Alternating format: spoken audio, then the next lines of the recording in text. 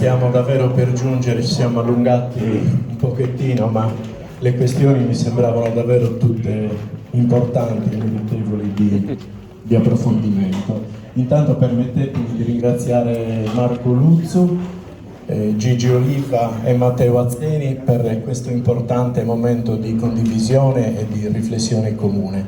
E arriviamo a questo momento a noi molto molto caro. Grazie.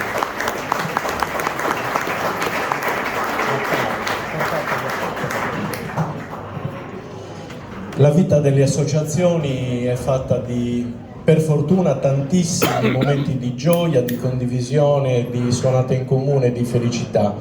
È fatto purtroppo qualche volta anche di ricordi, di momenti non proprio felici. Purtroppo in questi 10 anni di percorso abbiamo perso alcuni amici, alcuni soci che hanno condiviso con noi, insomma, i momenti più belli. E oggi vogliamo ricordare un carissimo amico che è scomparso 4 anni fa, Pepe Cuga, suonatore di Bidulas, perché lui ci teneva tantissimo che le Leoneddas, così come si chiamano nel loro repertorio, si chiamassero Bidulas, suonatori dei Bidulas di Ovoda. Una persona eccezionale, direi un personaggio eccezionale. Aveva le sue convinzioni ben precise sulle Leoneddas, sul modo di suonare, sui desideri che aveva di trasmettere i suoi saperi a qualche giovane del suo paese. È il momento in cui vogliamo ricordarlo, prima con un breve video che ci è stato gentilmente offerto, ci è stato cercato da Roberto Corona, suo caro amico, ringraziamo Roberto, e poi con un breve ricordo da parte di Ignazio Spano, un altro suo grande amico. Quindi ricordiamo Beppe così, in maniera molto semplice, ma davvero con tutto il cuore.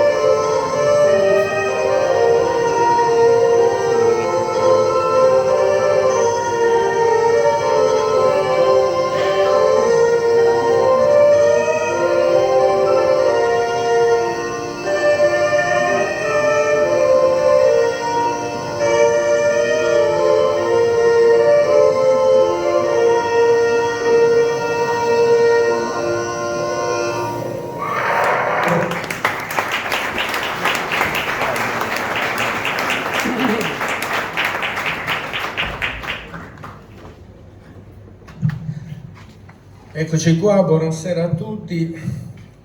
Chiedo scusa per aver interrotto l'incantesimo creato da Pepe Cuga in questa registrazione.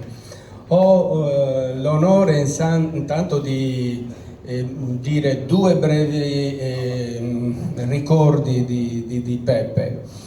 Ho preparato un lungo discorso che non potrò assolutamente fare, visto i pochissimi minuti a disposizione. Pepe Cuga nasce il 17 ottobre del 46 e, come ha detto Gianfranco, ci ha lasciato 4 anni fa, il 25 aprile. Quindi 76 anni di vita intensa, di vita vissuta con la famiglia, col lavoro e con la sua passione per l'Auneddas. Io lo conobbi nel Natale del 1980 e la prima osservazione che mi fece fu: io le chiamo Bidulas, e con grande orgoglio mi ha raccontato la sua storia artistica. Lui conobbe le Launeddas fin da bambino perché suo nonno e suo bisnonno erano suonatori di Launeddas. Addirittura c'è un documento del 1842, a metà dell'Ottocento, che racconta di un suonatore di Launeddas a Ovodda, di Bidulas, che animava le ricorrenze religiose, i balli, i momenti di vita familiare e comunitaria.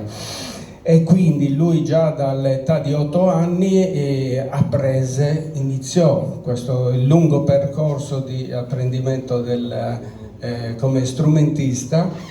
E nei nostri numerosi incontri, io trascorrevo buona parte dell'estate a Tiana e quindi si poteva fare a piedi fino a Uodda per incontrarci, e lui mi raccontava, io nell'82 iniziai la scuola col maestro Luigi Lai e quindi gli presentavo i miei timidi primi approcci con le Launeddas, e lui mi raccontava dei suoi fantasiosi studi organologici e delle intenzioni di creare strumenti innovativi, e così fece, a partire dalle Launeddas col doppio bordone oppure col bordone ripiegato a U, in modo da sollevare l'uscita del suono del basso e allinearlo con quello, come vedete nelle fotografie, con quello degli arrefini delle Mancose e Mancosetta.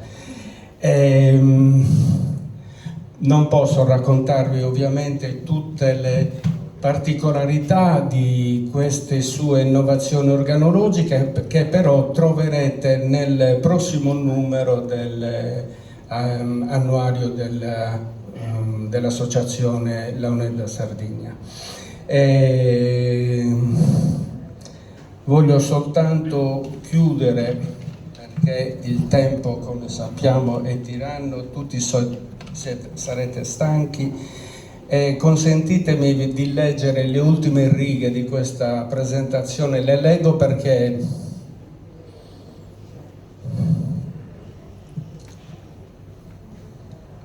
per non farmi vincere dall'emozione.